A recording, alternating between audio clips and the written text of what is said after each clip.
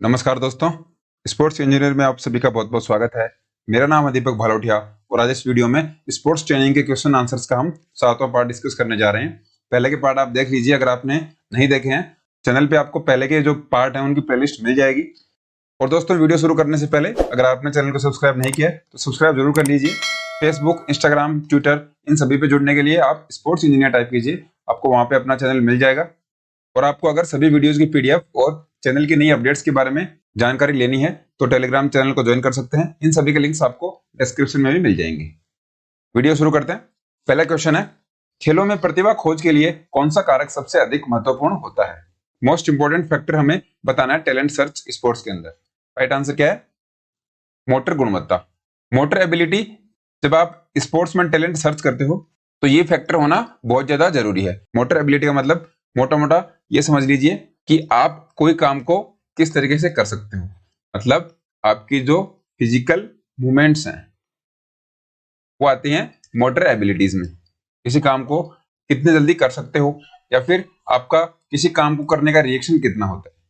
तो इस तरीके से हम समझ सकते हैं कि मोटर एबिलिटी या फिर मोटर गुणवत्ता स्पोर्ट्स की जब हम बात करते हैं, उसका टैलेंट सर्च करते हैं, मतलब किसी पर्सन में स्पोर्ट्स की एबिलिटी है या फिर वो स्पोर्ट्स खेल सकता है या नहीं, ये पता लगाने के लिए उसकी हम मोटर एबिलिटी का पता लगाते हैं कि वो किसी एक्टिविटी को कितना अच्छे तरीके से परफॉर्म कर पाता है।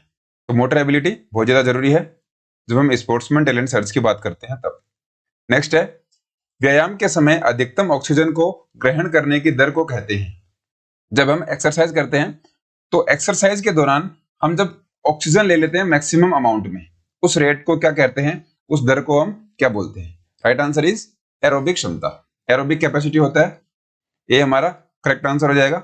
देखिए, जब आप रनिंग करते हो या फिर कोई भी फिजिकल एक्टिविटी करते हो, उसके अंदर आप अपने शरीर के अंदर बहुत सारी ऑक्सीजन इनटेक कर लेते हो, बहुत सारे ऑक्सीजन अंदर ले लेते हो। तो इसमें हमें क्या देखना है कि ये अलग अलग पर्सन पे वेरी करती है। मान लो एक ए पर्सन है और दूसरे का नाम है बी, तो ए की कैपेसिटी मान लो हो गई 10 केजी और बी की है 15 केजी। तो हर एक पर्सन में अलग अलग होती है। जितना आप फिजिकल वर्क करते हो आपकी कैपेसिटी ज्यादा हो जाती है। तो ये जो कैपेसिटी है आपकी हवा को अंदर ले जाने की या फिर ऑक्सीजन को ग्रहण करने की जो ये क्षमता है, ये जो शक्ति है, इसको हम बोलते हैं एरोबिक क्षमता। एरो मतलब देख लीजिए आप, एरो का मतलब होता है हवा, हवा से हमारा मतलब है ऑक्सीजन। तो ऑक्सीजन जितनी ज्यादा आप अंदर इनटेक कर सकते हो, जितनी ज्यादा अंदर आप ले सकते हो, उसको बोलते हैं हम एरोबिक कैपेसिटी। अनएरोबिक क्षमता के बारे में आपको पता होगा कि आप ऑक्सीजन की एब्सेंस में, आप ऑक्सीजन के बिना कितनी देर तक फिजिकल एक्टिविटी कर पाते हो, वो आपकी होती है एनारोबिक क्षमता। इसके बाद में एयर होल्डिंग कैपेसिटी, आप उस ऑक्सीजन को या फिर हवा को कितनी देर तक होल्ड रख सकते हो, कितनी देर तक अपने अंदर रख सकते हो, वो होती है एयर होल्डिंग कैपेसिटी। और लास्ट में है ऑक्सीजन डेट। जब आप रनिंग करते हो तो आपकी सांस फूल जाती है, वो किस वजह से फूलती है? आपकी बॉडी में ऑक्सीजन की कमी हो जाती है। तो ये जो कमी है उसको हम बोलते हैं ऑक्सीजन डेट। ऑक्सीजन की कमी हो जाती है, उसको बोला जाता है ऑक्सीजन डेट। आपने बहुत बार देखा होगा कि बहुत जल्दी से रनिंग करने के बाद आप हाँफना शुरू कर देते हो, आप थक जाते हो, और जब आप हाँफते हो तो बहुत ज्यादा ऑक्सीजन आप अपने अंदर ले लेते हो। वो इसलिए लेते हो क्योंकि आपने एक अनएरोबिक एक्टिविटी की है, उसके अंदर बहुत कम ऑक्सीजन में आपने फिजिकल ट्रेनिंग की है। तो उस ऑक्सीजन को भरने के लिए, उस ऑक्सीजन को पूरा करने के लिए आप बहुत ज्यादा ऑक्सीजन अपने शरीर के अंदर लेकर जाते हो। उसके थोड़ी देर बाद आपकी सांस नॉर्मल हो जाती है और आप हाँफना बंद कर देते हो। तो ये सब जो चीजें हैं वो किसकी वजह से होती हैं? ऑक्सीजन की कमी की वजह से होती है।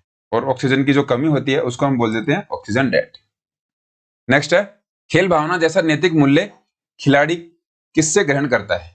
जो मोरल वैल्यूज हैं स्पोर्ट्स की, वो एक प्लेयर किससे प्राप्त करता है, वो प्लेयर किससे सीखता है? राइट आंसर क्या है इसका? शिक्षक और कोच से। B is the correct answer. आपका कोच है और शिक्षक है, आपके जो कोच और टीचर हैं उनसे आप सबसे ज्यादा खेल भावना और नैतिक मूल्य सीखते हो। आप साथी खिलाड़ी और बड़ों से भी सीख सकते हो, लेकिन अगर हम इस क्वेश्चन के स्पेसिफिक आंसर की बात करें तो ये शिक्षक और कोच आएगा।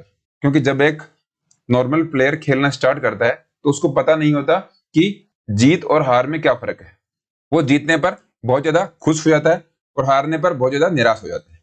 तो ये सब जो चीजें हैं, इनमें जो बैलेंस बनाने का काम करता है कोच, और टीचर सिखाता है कि आपकी मॉरल वैल्यूज क्या होनी चाहिए, आपको किस तरीके से बिहेव करना चाहिए ग्राउंड के अंदर, जैसे कि सामने वाली टीम है और ग्राउंड पे आप मैच खेल रहे हो, तो उन प्लेयर्स का भी आपको सम्मान करना चाहिए, उन प्लेयर्स की आप इज्जत करनी चाहिए। ये जो मॉरल वैल्यूज की बातें हैं ये आप टीचर से और कोचेस से सीखते हैं। नेक्स्ट है, किस प्रशिक्षण में लाभकारी विश्राम अवधि का उपयोग किया जाता है? ऐसे क्वेश्चन हमने लास्ट वीडियो में भी डिस्कस किया था, एक बार फिर हमारे सामने है, तो इसका तो आपको पता लग गया होगा। राइट आंसर इज अंतराल प्रशिक्षण, इंटरवल ट्रेनिंग हमारा करेक्ट आंसर हो जाएगा। मैंने आपको बताया भी था कि आप कंटिन्यूस दौड़ते हो, फिर आप 10 सेकंड का रेस्ट करते हो, फिर दौड़ते हो, फिर 10 सेकंड का रेस्ट।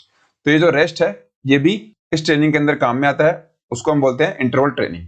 इससे हमारी एंडोरेंस डेवलप होती है, इसलिए इसमें जब हमारी बॉडी चल रही होती है तब भी ये ट्रेनिंग बेनिफिशियल होती है, और जब रेस्टिंग कंडीशन में होती है, आराम की अवस्था में होती है, तब भी ये बेनिफिशियल होती है, उपयोगी होती है।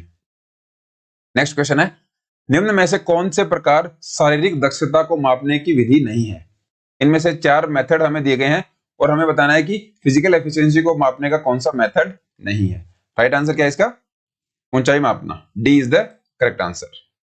देखिए, कूपर 12 मिनट चाल दौड़, आपका जो 12 मिनट का चाल या दौड़ होती है उसको हम कूपर टेस्ट बोलते हैं। इसमें आपकी शारीरिक दक्षता मापी जाती है कि आपका कार्डियोवैस्कुलर इंडोरेंस कितना है। इसके बाद में बॉडी मास, बॉडी मास नापने का मतलब हो गया आपकी बीएमआई देखी जाती है कि वो किस प्रकार से है। सिट एंड रिच टेस्ट, इसके अंदर आपकी फ्लेक्सिबिलिटी देखी जाती है। फ्लेक्सिबिलिटी देखने का मतलब आपको पता होगा कि सिट एंड रिच टेस्ट में क्या होता है, आप बैठ जाते हो और सामने की तरफ जितना बैंड हो सकते हो उतना बैंड होते हो, और इससे आपकी जो रेंज ऑफ मोशन ये आप नापते हो। तो इन तीनों में आप शारीरिक दक्षता नाप रहे हो, फिजिकल एफिशिएंसी नाप रहे हो किसी पर्टिकुलर पर्सन की।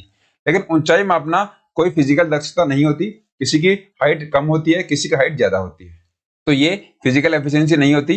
हाइट का आपके ऊपर कोई रोल नहीं होता, इसको आप कंट्रोल नहीं कर सकते। चलिए अगला क्वेश्चन देखते हैं। शारीरिक क्रियाओं में भाग लेने का मुख्य उद्देश्य है, फिजिकल एक्टिविटीज में हमारा पार्टिसिपेट करने का मुख्य पर्पस क्या होता है, मेन पर्पस हमारा क्या होता है, ये हमें पूछा गया है। ऑप्शंस आपके सामने है। Right answer is B, better show your power, अपनी शक्ति का बेहतर प्रदर्शन करना। हम फिजिकल एक्टिविटीज क्यों करते हैं? खेल जीतने के लिए। देखिए, खेल जीतने के लिए हम जरूर करते हैं, लेकिन अगर आप गेम हार जाते हो तो भी आपको अपने बैलेंस को मेंटेन रखना है, इसलिए खेल जीतना हमारा आंसर सही नहीं होगा। टेनिस खेल जीतना ये तो बिल्कुल नहीं होगा, और 100 मीटर दौड़ जीतना ये भी नहीं होगा, क्योंकि फिजिकल एक्टिविटी आप ओनली टेनिस के लिए या फिर 100 मीटर के लिए नहीं करते। आप अपनी पावर को बेहतर बनाते हो, आप अपनी जो स्ट्रेंथ है उसको और मजबूत करते हो, इसलिए आप फिजिकल एक्टिविटी कर रहे हो। अगर आप फिजिकल एक्टिविटी करना बंद कर दोगे तो आपकी जो स्ट्रेंथ है, पावर है, वो डाउन साइड में चली जाएगी। नेक्स्ट क्वेश्चन है, किसी भी व्यायाम से पहले वार्मिंग अप क्यों जरूरी है? आप नहीं है, वार्मिंग अप है, इसको आप करेक्ट कर लीजिए। वार्मिंग अप इंपॉर्टेंस पूछा गया हमें। राइट आंसर क्या है इसका? लचीलापन बढ़ाने के लिए। आपकी फ्लेक्सिबिलिटी बढ़ जाती है जब आप फिजिकल एक्सरसाइज करने से पहले वार्मिंग अप कर लेते हो। देखो, वार्मिंग अप का मतलब क्या होता है, मान लीजिए आप यहाँ पे खड़े हो और कुछ टाइम के बाद में आपको एक्सरसाइज करनी है, तो जब आप रेस्टिंग पोजिशन में रहते हो, आराम की जब मुद्रा में रहते हो, तो आपकी जो स्केलेटल मसल है, आपकी बॉडी की मसल्स हैं, उनमें ब्लड बहुत ज्यादा सप्लाई नहीं होता। लेकिन जब आप वार्मिंग अप कर लेते हो, अपनी बॉडी को आप गर्म कर लेते हो, तो पूरी बॉडी में प्रॉपर ब्लड सप्लाई हो जाती है, आपकी मसल्स हैं वो एक्टिव फॉर्म में आती है। मसल क्या हो जाती है हमारी? एक्टिव हो जाती हैं, मसल चार्ज हो जाती हैं, जिससे कि फिजिकल एक्टिविटी करने में हमको प्रॉब्लम नहीं आती। और जब हम स्ट्रेचिंग कर लेते हैं, वो भी एक वार्मिंग अप का ही पार्ट है, उससे क्या होता है, हमारी फ्लेक्सिबिलिटी बढ़ जाती है। तो फ्लेक्सिबिलिटी बढ़ने से हमें चोट नहीं लगती, कोई भी जो हम फिजिकल एक्टिविटी करते हैं वो आराम से हो जाती है। ठीक है, उसके लिए हमें बहुत ज्यादा एक्स्ट्रा एफर्ट नहीं करने पड़ते। और जब हम फिजिकल एक्टिविटी कंप्लीट कर लेते हैं या फिर फिजिकल एक्सरसाइज पूरी कर लेते हैं, उसके बाद में कूलिंग डाउन कर लेते हैं। मैंने आपको लास्ट वीडियो में बताया था कि कूलिंग डाउन हम क्यों करते हैं, हमारी बॉडी में जो लैक्टिक एसिड जमा हो जाता है उसको दूर करने के लिए कूलिंग डाउन किया जाता है। तो ये जो प्रॉपर साइकिल है, वार्मिंग अप से लेकर कूलिंग डाउन तक, अगर आप पूरी सही तरीके से कर लेते हो तो आपकी मसल्स में क्रैम्प नहीं आएगा, आपकी मसल पुल नहीं होंगी, और एक्सरसाइज करने के बाद में आपको पेन फील नहीं होगा। इसलिए हम वार्मिंग अप लचीलापन बढ़ाने के लिए या फिर फ्लेक्सिबिलिटी बढ़ाने के लिए करते हैं। हार्ट रेट बढ़ाने के लिए हम नहीं करते, क्योंकि हार्ट रेट तो आपकी बिना वार्मिंग अप किए भी बढ़ सकती है, लेकिन फ्लेक्सिबिलिटी नहीं बढ़ेगी। फिर तीसरा ऑप्शन हमारा था लैक्टिक अम्ल का स्तर घटाने के लिए। तो लैक्टिक एसिड का जो लेवल है उसको घटाने के लिए हम वार्मिंग अप नहीं करते, क्या करते हैं, कूलिंग डाउन करते हैं। इसको भी हमने देख लिया है। नेक्स्ट है एड्रिनल का स्तर घटाने के लिए, तो ये तो बिल्कुल नहीं होगा, क्योंकि एड्रिनल का स्तर घटाने के लिए हम वार्मिंग अप नहीं करते। नेक्स्ट क्वेश्चन देखते हैं, किसी भी खेल में अधिकारियों रेफरीज की आवश्यकता क्यों पड़ती है। हमें पूछा गया है कि किसी खेल के अंदर रेफरीज है, उनकी रिक्वायरमेंट हमें क्यों होती है, उनकी जरूरत क्यों पड़ती है। ऑप्शंस आपके सामने है। राइट आंसर क्या है इसका, खेल के नियमों का सही पालन करने के लिए।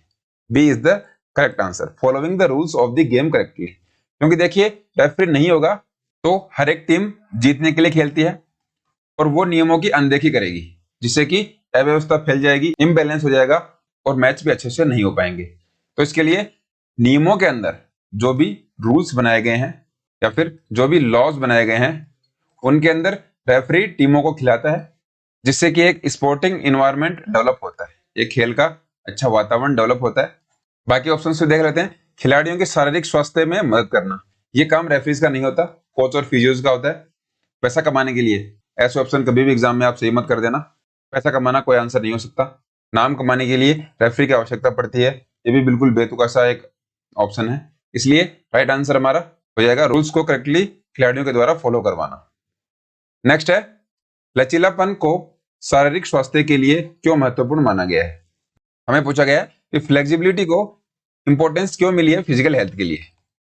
राइट आंसर क्या है इसका, ए, यह मांसपेशियों को खींचने से बचाता है। It prevents muscle pulling. देखिए लास्ट क्वेश्चन में भी हमने डिस्कस किया था कि जब हम फ्लेक्सिबिलिटी एक्सरसाइज कर लेते हैं या फिर वार्मिंग अप कर लेते हैं, उससे हमारी मसल्स की फ्लेक्सिबिलिटी बढ़ जाती है, हमारी मसल्स में ब्लड का फ्लो है वो बढ़ जाता है, इससे हमारी मसल पुल नहीं होती, मसल्स में क्रैम्प नहीं आते। तो जब हमारी मसल में पुल नहीं होगा, हमारी मसल्स में क्रैम्प नहीं आएंगे, तो हमें चोट नहीं लगेगी। इसलिए फ्लेक्सिबिलिटी बहुत ज्यादा जरूरी होती है फिजिकल एक्सरसाइज करने से पहले। बाकी ऑप्शन देखिए, दूसरों पर अच्छा प्रभाव डालता है, ये नहीं होगा। भारी वजन उठाने में सहायता करता है, नहीं होगा। बीमारियों से लड़ने में भी सहायता करता है, ये तीनों ही ऑप्शन बिल्कुल फिट नहीं बैठते। इसलिए हमारा राइट आंसर क्या रह जाएगा, मांसपेशियों को खींचने से बचाता है। नेक्स्ट क्वेश्चन है, किसके द्वारा एरोबिक शक्ति में वृद्धि की जाती है। एरोबिक स्ट्रेंथ के बारे में पूछा है कि इन चार ऑप्शंस में से किससे वृद्धि कर सकते हैं। Right answer is long run, लंबी दौड़ है, उससे आप अपनी एरोबिक शक्ति को बढ़ा सकते हो। एरोबिक शक्ति का मतलब आप समझ लीजिए कि एरोबिक स्ट्रेंथ के अंदर कोई पर्सन कितने टाइम तक फिजिकल एक्टिविटी कर सकता है, ये उसकी एरोबिक स्ट्रेंथ होती है। तो लंबी जो रनिंग होती है उसके अंदर प्रॉपर एथलीट को ऑक्सीजन मिलती रहती है और वो रनिंग करता रहता है, इससे हम उसकी एरोबिक कैपेसिटी का पता लगा लेते हैं। और ये जो एरोबिक कैपेसिटी है ये बहुत अच्छी होगी, तो ये हो जाती है उसकी एरोबिक स्ट्रेंथ। तो आपने देखा होगा लंबी दूरी के जो धावक हैं उनकी एरोबिक स्ट्रेंथ बहुत अच्छी होगी, उनकी हार्ट रेट बहुत ही कम होगी और उनके जो हार्ट की साइज है वो बढ़ जाएगी, वो बढ़ी हुई साइज रहेगी, जिससे कि वो ज्यादा ऑक्सीजन को अपने लंग्स में स्टोर कर सकते हैं। उससे क्या होगा कि वो लंबे समय तक दौड़ सकते हैं और प्रॉपर ऑक्सीजन की सप्लाई अपनी बॉडी को वो दे सकते हैं। इसलिए एरोबिक शक्ति में वृद्धि के लिए लॉन्ग रन सबसे एक बेस्ट मेथड हो सकता है। नेक्स्ट है, शारीरिक व्यायाम जो ऑक्सीजन की उपस्थिति में किया जाता है उसे कहते हैं। ऑक्सीजन की प्रेजेंस में होने वाली फिजिकल एक्सरसाइज के बारे में हमें पूछा गया है, उसको क्या बोलते हैं। तो उसका राइट आंसर क्या है, एरोबिक। ये क्वेश्चन हमने बहुत बार देखा है, ये हमारा करेक्ट आंसर हो जाएगा। एरोबिक है हवा की प्रेजेंस में या फिर ऑक्सीजन की मौजूदगी में, अनएरोबिक है ऑक्सीजन की अब्सेंस में। आइसोमेट्रिक एक कॉन्ट्रैक्शन है और आइसोकाइनेटिक भी एक कॉन्ट्रैक्शन है। तो इन दोनों में एरोबिक हमारा करेक्ट आंसर हो जाएगा, जिसमें हम हवा की मौजूदगी में या फिर ऑक्सीजन की प्रेजेंस में फिजिकल एक्टिविटीज करते हैं। 12वां क्वेश्चन है, 3000 मीटर से ऊपर की ऊंचाई निम्नलिखित में से किस पर प्रतिकूल प्रभाव डाल सकती है। 3000 मीटर से ऊपर की जो हाइट है वो एडवर्सली इफेक्ट करती है। इन चार ऑप्शंस में से हमें बताना है किसके ऊपर करती है। राइट आंसर इज लंबी दूरी की दौड़, लॉन्ग डिस्टेंस रनिंग है उनमें हेल्प करती है, क्योंकि 3000 मीटर जो सी लेवल है, जो समुद्री तल है, उससे 3000 मीटर ऊंची हाइट पर जब आप फिजिकल एक्टिविटीज करते हो तो वहां पर ऑक्सीजन की बहुत कमी होती है और continue physical exercise, physical activity या फिर लंबी दूरी कि दौड़ का आप करते हो, लॉन्ग डिस्टेंस रनिंग करते हो, उससे आपकी आरबीसी बढ़ जाती है और आपकी बॉडी है वो कम ऑक्सीजन में फिजिकल एक्टिविटी करना शुरू कर देती है।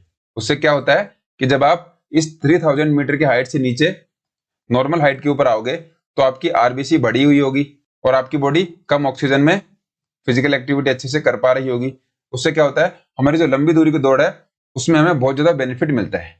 अक्सर आपने देखा होगा कि कोई भी कंपटीशन से पहले एथलीट्स क्या करते हैं, हाई एल्टीट्यूड ट्रेनिंग करते हैं।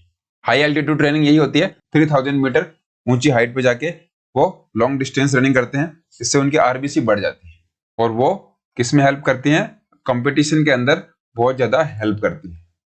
नेक्स्ट क्वेश्चन है, दीवार को धक्का मारना एक उदाहरण है। Pushing the wall is an example. Right answer is isometric. देखिए मैंने आपको बहुत बार बताया है, आइसो का मतलब है सेम। अगर सही टेक्निकल वर्ड इसका देखें तो ये होता है कांस्टेंट और मेट्रिक का मतलब हो गया मेजरमेंट या फिर माप। तो ऐसी संकुचन जिसके अंदर आपकी जो मसल की लेंथ है, मसल की जो माप है वो चेंज नहीं होगी, उसको बोलते हैं आइसोमेट्रिक। तो जब आप दीवार पे धक्का लगाते हो, ये देखिए आपके सामने ये दीवार है और इस पे धक्का लगाया जा रहा है इस पर्सन के द्वारा, तो धक्का लगाने से वार बिल्कुल नहीं गिरेगी और आपकी मसल की लेंथ है वो भी चेंज नहीं होगी। तो अगर देखा जाए तो फिजिकल एक्टिविटी तो हो रही है, आपकी मसल्स पे स्ट्रेस भी पड़ रहा है, लेकिन मसल्स की लेंथ में कोई परिवर्तन नहीं हो रहा। इसका मतलब ये कौन सा कॉन्ट्रैक्शन है, आइसोमेट्रिक। आइसोटोनिक हमने देख लिया है, इसेंट्रिक भी देखा है और बैलिस्टिक व्यायाम होता है फ्लेक्सिबिलिटी के लिए। जब हमें फ्लेक्सिबिलिटी को इंक्रीज करना है तो रिदम में हम एक्सरसाइज करते हैं अपनी फ्लेक्सिबिलिटी को बढ़ाने के लिए, अपनी जॉइंट्स की जो लिमिट है उसको पुश करने के लिए, उनकी लिमिट्स को और एक्सपांड करने के लिए। तो वो जो व्यायाम होती है उनको बोलते हैं बैलिस्टिक व्यायाम या फिर बैलिस्टिक एक्सरसाइज। नेक्स्ट क्वेश्चन है, प्रशिक्षित व्यायामी में हृदय की धड़कन, heart beat in trained practitioner. देखिए हमें हार्ट बीट के बारे में पूछा है कि एक अच्छा ट्रेनिंग करने वाला जो एथलीट है उसके हार्ट रेट में क्या फर्क पड़ता है जब वो अच्छी ट्रेनिंग कर रहा होता है। Right answer is decreases. देखिए आपकी जो हार्ट बीट है उसका नॉर्मल हमें बताया गया है कि 72 टाइम्स वो पर मिनट बीट करता है, मतलब हमारा जो हार्ट है वो 72 बार धड़कता है 1 मिनट के अंदर। लेकिन जो ट्रेंड एथलीट होते हैं, बहुत ज्यादा जो एक्सरसाइज करते हैं, उनकी जो हार्ट रेट है वो धीरे धीरे कम होती 60, 50 और बहुत ज्यादा अच्छे एथलीट होते हैं उनकी 40 तक हार्ट रेट चली जाती है। तो इसका मतलब क्या हो गया, बहुत अच्छे एथलीट्स की जो हार्ट बीट है वो डिक्रीज होनी शुरू हो जाती है, क्योंकि उनकी जो हार्ट की साइज है वो क्या होती है, बढ़ जाएगी। हार्ट की साइज बढ़ने से उनका हार्ट ज्यादा ब्लड को पुश करेगा हमारी पूरी बॉडी के अंदर। तो इस तरीके से हम कह सकते हैं कि हार्ट बीट डिक्रीज होती है ट्रेंड एथलीट्स की। लास्ट क्वेश्चन है, पैर बल को इससे सुधारा जा सकता है, leg force can be improved by. Options आपके सामने है कि हमें लेग फोर्स किससे बढ़ा सकते हैं, वो एक्सरसाइज बतानी है। Right answer is depth jumps. ये देखिए ये है डेप्थ जंप्स। इसमें यहाँ पे एक बेंच है और उससे फिर नीचे एक स्टेप, फिर दोनों पैर नीचे और फिर ये जंप की पोजीशन और लास्ट में ये ऊंचा जंप किया जाता है। तो इनको हम बोलते हैं डेप्थ जंप्स। इनमें देखिए क्या होता है, आपके जो पैर हैं उनमें एक्सप्लोजिव स्ट्रेंथ लगती है। एक्सप्लोजिव स्ट्रेंथ मतलब एक साथ बहुत ज्यादा हम बल लगाते हैं, उसको बोलते हैं एक्सप्लोजिव स्ट्रेंथ। तो ये एक्टिविटी या फिर ये जंप जब हम बार बार करते हैं तो हमारी जो लेग की फोर्स है, लेग की जो ताकत है वो हमारी बढ़ जाएगी। हाई जंप, पुशअप्स, चिनअप्स, इनमें लेग फोर्स नहीं बढ़ेगी, हमारी लेग की ताकत बिल्कुल नहीं बढ़ेगी, लेकिन डेप्थ जंप्स लेग की फोर्स बढ़ाने में बहुत ज्यादा सहायक होते हैं। आई होप आप समझ गए होंगे। तो चलिए दोस्तों, फिलहाल इस वीडियो में इतना ही। आपको वीडियो कैसा लगा कमेंट्स में जरूर बताएं, लाइक कर सकते हैं वीडियो अच्छा लगा हो तो। नेक्स्ट वीडियो में फिर मिलते हैं, तब तक खुश रहिए, हेल्दी रहिए। बहुत बहुत धन्यवाद।